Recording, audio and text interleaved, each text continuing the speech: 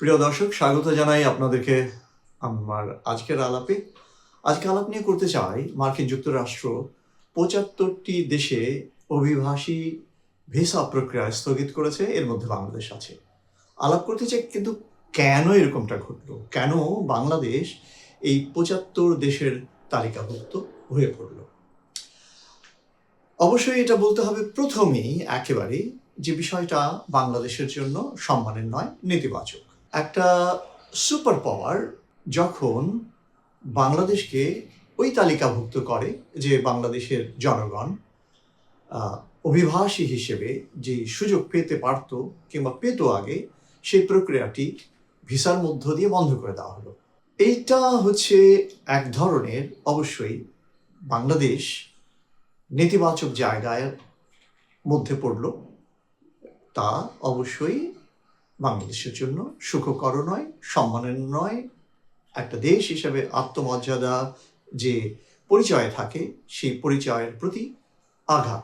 এই পুরো ঘটনাটা ঘটার পেছনে কতগুলো বিষয় আছে, সেগুলো নিয়ে কথা বলতে চাই এবং সেখান থেকে আসলে আগামীতে কিভাবে এগুলো দরকার সেই নিয়ে কথা বলতে চাই। কেননা যদি শুধু আমাদের আলোচনা এখানে থাকে দোষারোপ অথবা যে এটা তো ভালো না, কি হইল, হাহাকার, তাহলে এখান থেকে আমাদের এগোনো সম্ভব নয়। প্রথম কথা হচ্ছে যে আমরা কতটুকুন বিপদগ্রস্ত হতে পারি সেই বিষয়টা কথা বলা দরকার। তা হলো যে এর মধ্যে দিয়ে আমাদের উপরে যে নেতিবাচক একটা অবস্থা, তাদের এই ভিসা না দেওয়ার প্রক্রিয়াটি অনেকগুলো দেশ, উন্নত দেশ, যেগুলো দেশে আমাদের দেশের নাগরিকরা নানা কারণে যায়, ব্যবসা বাণিজ্য আছে, সাংস্কৃতিক বিষয় আছে, ঘুরতে যাওয়ার ব্যাপার আছে, সেগুলোর উপরেও কিন্তু একটা প্রভাব তৈরি হতে পারে এবং হওয়ার আশঙ্কা হবে। এটাই খুবই স্বাভাবিক, কেননা উন্নত দেশগুলো পরস্পরকে অনুসরণ করে যে আমরা কোথায় অনুন্নত দেশগুলোর ব্যাপারে সিদ্ধান্তটা নেব। বাংলাদেশ যেই ৭৫টা দেশের মধ্যে পড়েছে, সেই দেশগুলোর মধ্যে আছে আফ্রিকার অনেক দেশ। আমি একটু কয়েকটা নাম পড়তে চাই। ৭৫টা নাম বাংলাদেশ সহ পড়বার তো কোনো দরকার নেই, তবু একটা ইমপ্রেশনাল ব্যাপার হচ্ছে, পত্রিকা থেকে পড়ছি। নেপাল আছে, Bhutan, Myanmar, Pakistan, Thailand, Russia, Brazil, Iran, Iraq তো আছেই, মিশরের নাম আছে। এর সঙ্গে হচ্ছে Afghanistan, Albania, Algeria, Barbuda, Armenia, Azerbaijan, Barbados, Belarus, Belize, Bosnia, Cambodia, Cameroon, Cape Verde, Cambodia, Ivory Coast. আফ্রিকার অনেক দেশ আছে, পরে সোমালিয়া, দক্ষিণ সুদান, সিয়েরা লিওন, এরকম নানা দেশ। আমরা অনেক দেশ, যেই নামগুলো শুনলাম তাদের অনেক দেশকে আমরা বাংলাদেশের মানুষ হিসেবে কিছু নাম শুনিনি, কিছু নামকে আমরা খুবই অবহেলার চোখে দেখি যে ওই দেশ। ঠিক একইভাবে বাংলাদেশ নিয়েও কিন্তু ওইরকম দেশগুলো অবহেলার দৃষ্টিতে দেখে, সেটা হলো দৃষ্টিভঙ্গি। কিন্তু বাংলাদেশে আজকে যে পরিস্থিতিটা দাঁড়ালো মার্কিন যুক্তরাষ্ট্রে অভিবাসী হওয়ার ভিসা সংক্রান্ত, আমার বিশ্লেষণ, আমার বিবেচনায় তা হলো, দেখুন যে সব রাষ্ট্রের মানুষ ভালো থাকতে চায়। তারা চায় তাদের রাষ্ট্রীয় সিদ্ধান্ত নীতি দিয়ে তাদের যে সমাজ ব্যবস্থা, সেই সমাজ ব্যবস্থাটা ভালো থাকবে, সেই সমাজ ব্যবস্থা নিষ্কলুষ থাকবে। সেখানে অন্য কোনো দেশের মানুষ গিয়ে এমন ধরনের ভূমিকা পালন করতে সুযোগ পাবে না যাতে করে তাদের সমাজে নেতিবাচক প্রভাব পড়ে। এই নেতিবাচক প্রভাবের মধ্যে আছে কেউ কেউ গিয়ে ড্রাগস বিজনেস করে, আর্মস ট্রেডিং করে, নারী পাচারে, শিশু পাচারে যুক্ত থাকে। আর মুসলিম কিছু দেশ থেকে কেউ যায় যারা অতি ইসলামিক ভাবধারা প্রচারে নিজেদেরকে যুক্ত করে এবং ইসলামিক সন্ত্রাসী হিসেবে একটা লেভেল তারা পেয়ে যায়।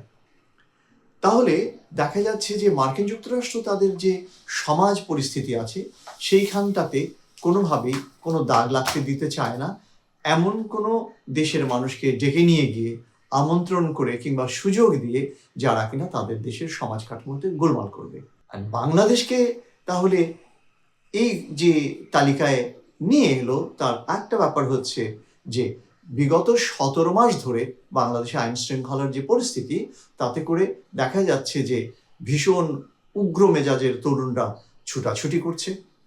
তারা যে কোনো খানে গিয়ে মবের নামে মানুষকে পিটুনি দিচ্ছে, কোথাও কোথাও হত্যাও করছে অনেকে। এই যে অস্থিরতা যদি রাজধানীতেই শুধু দেখা যায়, যখন যা মনে হচ্ছে আন্দোলনের নামে তারা ব্লকেট করে দিচ্ছে, পুরো রাস্তাঘাট বন্ধ করে দিচ্ছে, এবং তারা যখন বক্তব্য রাখে এই বক্তব্যের মধ্যে রাজনৈতিক যে প্রজ্ঞা সেটার চেয়েও আছে অশ্লীল শব্দ ব্যবহার, বাক্য ব্যবহার। আবার কেউ কেউ এইভাবে বলে যে হত্যা করো, কতল করো, খুন করো। এগুলো কিন্তু ভিডিও, সেগুলোর মধ্য দিয়ে সোশ্যাল মিডিয়ায় প্রচুর পরিমাণে আছে, পত্রিকাও লিখছে, মানুষজন বলছে। সুতরাং এমন নয় যে বহির্বিশ্বের মানুষরা আমাদের এই পরিস্থিতি নিয়ে জানছে না। সুতরাং এই পরিস্থিতির মধ্য দিয়ে তারা দেখতে পাচ্ছে এদেশের শিক্ষার্থীরা অস্থির, এদেশের তরুণ শিক্ষার্থীরা বিভিন্ন পেশায় আছে কিংবা নানা ধরনের লোক, তারা একে অপরের প্রতি প্রচণ্ড হিংসাপ্রণয়, তারা একে অপরের প্রতি ভীষণ হিংসা বিদ্বেষ প্রসূত মনোভাব সম্পন্ন। তারা খুবই হিংস্রভাবে একে অপরের প্রতি ঝাঁপিয়ে পড়ছে। এমনকি এটাও প্রমাণিত হলো এই তো অল্প কয়েকটা সপ্তাহ আগে, যে দেশের দুটো প্রখ্যাত শীর্ষস্থানীয় খবরের কাগজের অফিস জ্বালিয়ে দেওয়া হলো, প্রথম আলো এবং ডেইলি স্টারকে।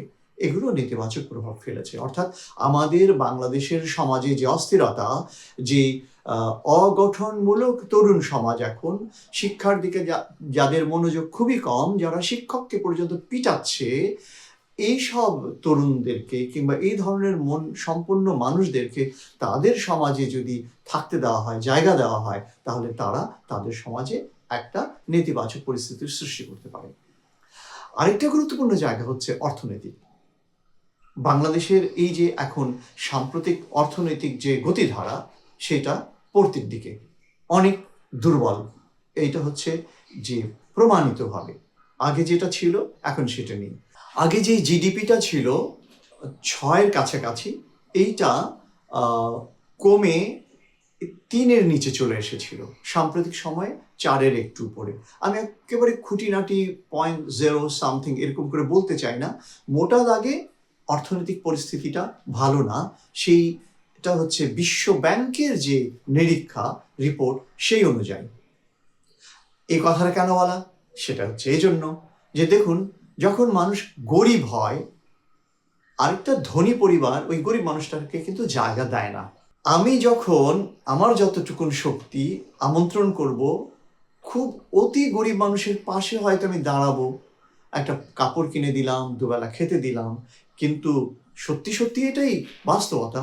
খাবার টেবিলে আমার পাশে বসিয়ে বাসায় এনে দাওয়াত দিয়ে তাকে আমি খাওয়াতে পছন্দ করবো না। এটা করি না আমরা, আমাদের সমাজটা এরকম, বিশ্ব সমাজ ব্যবস্থাই তাই। ভিসা যখন নিতে যাওয়া হয় যে কোনো দূতাবাসে, আপনার ওই অ্যাপ্লিক্যান্ট দরখাস্তকারীর ব্যাংক স্টেটমেন্ট দেখতে চাওয়া হয়, অর্থাৎ তার আর্থিক সঙ্গতিটা কীরকম। এই প্রেক্ষিতে এই দফায় দেখা যাচ্ছে যে বাংলাদেশের যে ব্যাংক স্টেটমেন্ট, মানে বাংলাদেশের যে আর্থিক সঙ্গতি, সেটা দুর্বল। সুতরাং যখন একটা রাষ্ট্রের আর্থিক সঙ্গতি দুর্বল হয়, তখন অন্য উন্নত দেশ তার নাগরিকদেরকে সেইভাবে মর্যাদায় দেয়, সেভাবে বিবেচনা করে। এই যে 75টা দেশের মধ্যে একটা বাংলাদেশ, এর মধ্যে খুবই উন্নত একটি দেশ অবশ্যই রাশিয়া। রাশিয়ার সঙ্গে যেহেতু সুপার পাওয়ার আমেরিকার একটি ভিন্ন ধর্মী বিশ্বব্যাপী রাজনৈতিক প্রতিযোগিতা, সামরিক প্রতিযোগিতার যে দ্বন্দ্ব, সেই দ্বন্দ্ব থেকে রাশিয়াকে তারা আলাদা রেখেছে। শুধুমাত্র এখানে রাশিয়া হচ্ছে একেবারেই ভিন্ন। এর মধ্যে ইরান আরেকটি শক্তি, যথেষ্ট অর্থনৈতিকভাবে শক্তিশালী, তার সামরিক শক্তিও ভীষণ প্রবল মধ্যপ্রাচ্যে, তারও গল্পটা ভিন্ন। বাকি দেশগুলোর সঙ্গে মার্কিন যুক্তরাষ্ট্রের পররাষ্ট্রনীতি কীরকম এবং তাদের সঙ্গে বিভিন্ন যে সম্পর্ক, বাণিজ্যিক অথবা সাংস্কৃতিক, সেই সম্পর্কে আমার ধারণা নেই। তবে একটা ব্যাপার বুঝতে পারি, বাংলাদেশের প্যারামিটারটাকে যদি আমি ওর সাথে যুক্ত করে দেখার সুযোগ নেই, তাহলে অবশ্যই সেখানে এইরকম কোনো ইঙ্গিত আছে মার্কিন যুক্তরাষ্ট্রের বিবেচনায় যেগুলো ওই সব দেশের নাগরিকেরা যেই সমাজ থেকে যাবে সেই সমাজে তাদের একটি সুশৃঙ্খলতা নেই। সুতরাং আমি ফিরে আসি বাংলাদেশের ক্ষেত্রে, যদি আমি এই পরিস্থিতি থেকে উত্তরণ ঘটাতে চাই তাহলে অবশ্যই বাংলাদেশের অর্থনীতিকে আবার শক্তিশালী করতে হবে। আবার বলেছি যে বাস্তবতাকে স্বীকার করে এগুতে হবে। আমরা কিভাবে আমাদের এই যে অস্থির জনগোষ্ঠী তাদেরকে প্রশাসনিক সুশৃঙ্খলতার ভিতরে ফিরিয়ে আনতে পারি, কিভাবে অস্থির যে ছাত্ররা তাদেরকে আবার ক্লাসে ফিরিয়ে নিয়ে তারা যেন শিক্ষায় মনোযোগী হয়, তাদের মনোজগৎ গঠনে আমাদের যারা নীতি নির্ধারক এবং সমাজের যারা খুবই প্রভাবশালী ব্যক্তি, রাজনৈতিক যারা ব্যক্তি আছেন বিভিন্ন রাজনৈতিক দলের, সকলের সম্মিলিত প্রচেষ্টায় আমাদের সমাজের ভেতরে যে ভাঙন, সমাজের ভেতরে যে নেতিবাচক জায়গাগুলো, এগুলোকে আবারও উন্নততর করতে হবে। হিউম্যান ডেভেলপমেন্ট ইন্ডেক্স যেটাকে বলা হয়, মানব উন্নয়ন যে সূচক, সেটাকে আবার উপরের দিকে তুলতে হবে। তাহলে ক্রমান্বয়ে আমরা বাংলাদেশ অন্য বিশ্বের কাছে এই মার্কিন যুক্তরাষ্ট্রের মতন একটি সুপার পাওয়ারের যে বিচার বিশ্লেষণে ইতিবাচক দেশ হিসেবে আগামীতে বিবেচিত নিঃসন্দেহে হতে পারবো। এই মুহূর্তে এটা আমাদের জন্য নিঃসন্দেহভাবে গুরুতর একটি সমস্যা, যে সমস্যাটা আবার এই সমস্যার ভিতর দিয়ে আমাদের প্রতি অন্য অনেক দেশের নেতিবাচক মনোভাব তৈরি হবে। এই নেতিবাচক মনোভাবের মধ্যে দিয়ে দেখা যাবে এই দেশে আমাদের এখানে বহির্বিশ্ব থেকে যারা বাণিজ্য করতে আসতো তারা অনেকে পিছিয়ে যাবে, যারা লগ্নি করতে আসতো তারাও পিছিয়ে যাবে। ফলে অর্থনৈতিক শক্তিটা আরো দুর্বল হওয়ার একটা আশঙ্কা তৈরি হবে। এজন্য প্রয়োজন যেমন একটি নির্বাচনের মধ্য দিয়ে একটি সরকার, যে সরকার কিনা এই সব সমস্যাগুলো দূর করার সঠিক পদক্ষেপ নেবে। আর এই সরকার আসার আগেও যে ইন্টারিম গভর্নমেন্ট, তাদেরও উচিত এমন ধরনের পদক্ষেপ নেওয়া যে পদক্ষেপগুলো এই সমাজ ব্যবস্থাটাকে এই সমাজ ব্যবস্থা সংস্কারে এই ক্ষেপে ওঠা জনগণকে নিয়ন্ত্রণে আনার চেষ্টাও নিতে হবে। এই পদক্ষেপ যদি না নেওয়া হয় সমাজ সংস্কারের, সমাজকে আবার পুনর্গঠিত করার জন্য, রাজনৈতিক জায়গাটাকে আবার সুশৃঙ্খলভাবে ফিরিয়ে আনার জন্য, তা না হলে যদি ব্যর্থতা থাকে তাহলে বাংলাদেশ তার সমস্ত জনগোষ্ঠী নিয়ে আগামী দিনে খুব একটা সুখকর জায়গায় যেতে পারবে না। এই সতর্কতা এখনই গ্রহণ করে আমাদের সঠিক নীতি নেওয়া দরকার এবং সম্মিলিতভাবে কাজ করা দরকার এখান থেকে উত্তরণের জন্য। ভালো থাকুন, শুভেচ্ছা সকলকে। আমার ইউটিউব চ্যানেল হোয়াইট পেপার থেকে আপনাদেরকে আবারও শুভেচ্ছা জানিয়ে আমার কথা আজকে এখানে শেষ করলাম।